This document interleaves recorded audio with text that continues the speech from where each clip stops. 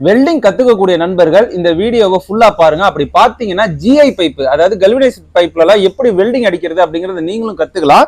இது வந்து பாத்தீங்கன்னா ஒரு டெலிவரியோட ஜிஐ பைப்புங்க. இந்த ஜிஐ பைப் வந்து செரிச்சு போச்சு. ஸோ இதுல வந்து லீக் ஆகாம எப்படி வெல்டிங் அடிக்கிறது அப்படிங்கறத நம்ம பார்ப்போம். இந்த மாதிரி மெலிசா இருக்கக்கூடிய பைப்ல நம்ம வெல்டிங் அடிக்கும் போது பார்க்க வேண்டிய விஷயம் என்ன அப்படிங்கறது இப்ப பாருங்க.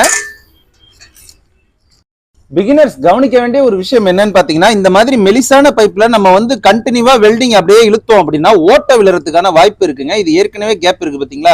சோ இந்த மாதிரியான பைப்ல டாக்கா மெத்தட்ல கொஞ்சம் கொஞ்சமா வெல்டிங் அடிக்கணும்.